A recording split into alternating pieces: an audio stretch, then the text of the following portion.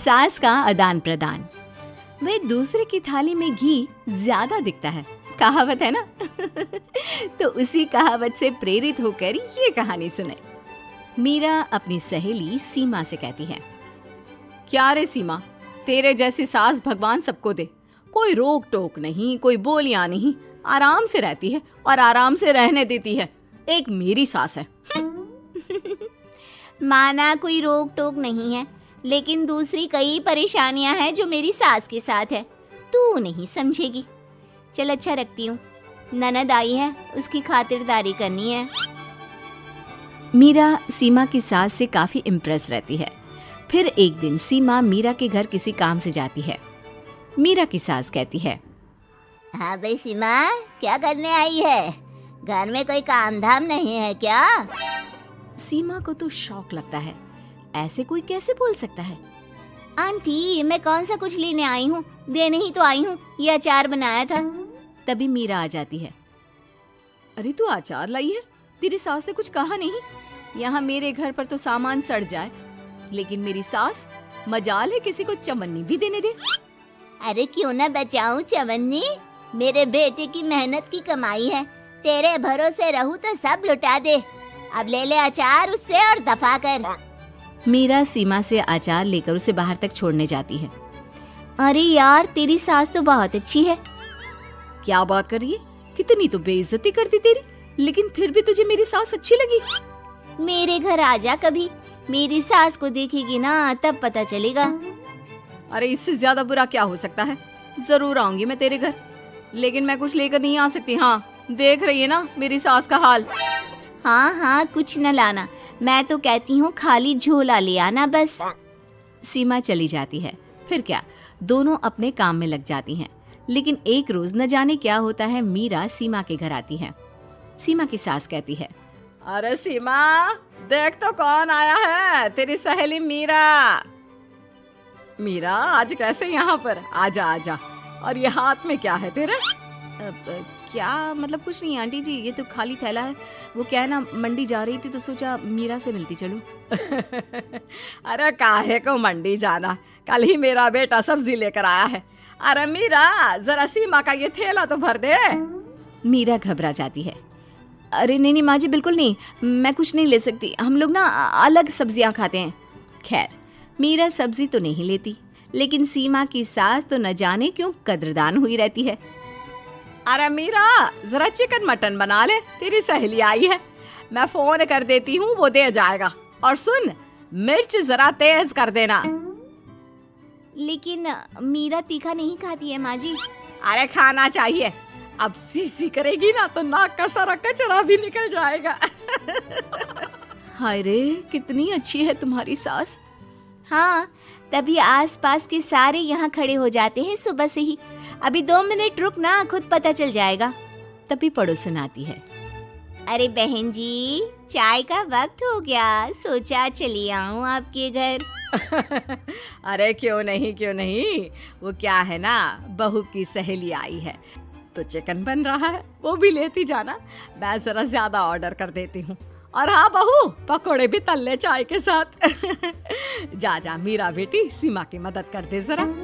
मीरा सीमा के पास किचन में जाती है, जहाँ सीमा सास को कोस रही होती है। घर में कितनी मुश्किल से सब्जी और राशन आता है, लेकिन ये नहीं समझेंगी। अरे पिछले महीने भी 2 बार राशन लाना पड़ा था, लेकिन ये है कि सच्ची यार, फिर भी तू लकी है। तेरी सास कम से कम मेरी सास की तरह तो नहीं है।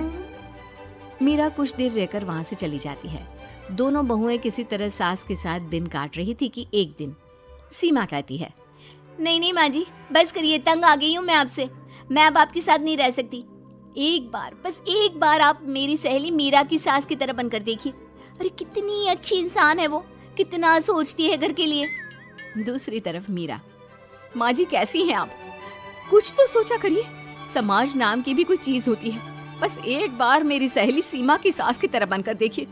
अरे कैसे जी जाती है जिंदगी, उन्हीं से पता चलेगा। दोनों की सास को आता है गुस्सा। अरे भाई, कोई छोटे बच्चे तो है नहीं जो किसी के साथ तुलना कर दे और वो कुछ ना कहे। मीरा की सास कहती है, मुझे तो सीमा के पास ही छोड़ा। सीमा की सास कहती है, तू ना मुझे मीरा के पास ही छोड़ दे। दोनों एक दूसरे से सलाह करती हैं और सासों का किया जाता है आदान प्रदान यानी एक्सचेंज।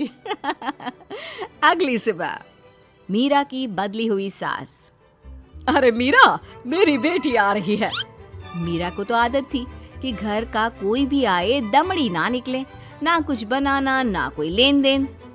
अच्छा माँ जी ठीक है, कोई बात नहीं। अरे कैसा कोई बात नहीं, अरे लाओ 16 तरह के पकवान और ननद को देने के लिए सीधा निकालो। सीधा समझती हो ना?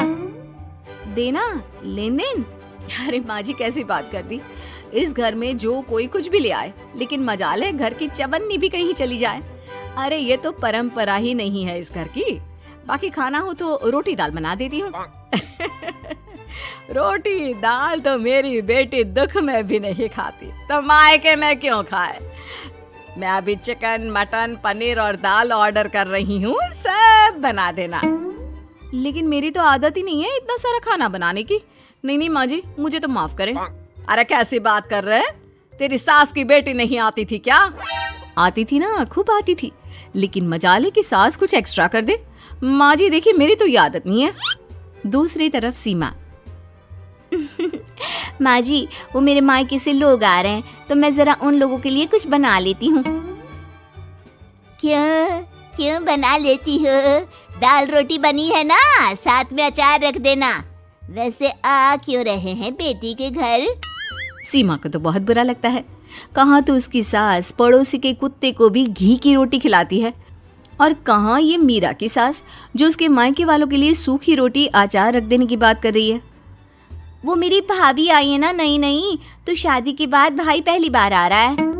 हाँ तो उन लोगों को बोल दो, हमारे घर का रिवाज है सास के लिए 10 साड़ी हार और सजावट का सामान लेकर ही आना, समझे?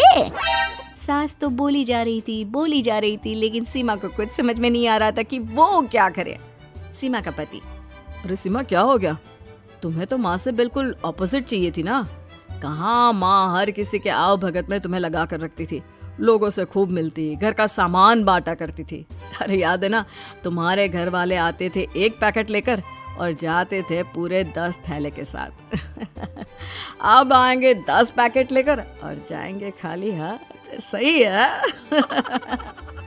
नहीं, मुझे नहीं चाहिए ऐसी सास, ये सब तो मुझे पता ही नहीं था। सीमा घबराकर मीरा की सास को लेकर उसके घर जाती है, जहाँ मीरा। सीमा ले जा अपनी सास भाई। हाँ, मैं भी तेरी सास वापस ही देने आई हूँ। चलो मम्मी जी, मेरे लिए तो आप ही सही हो।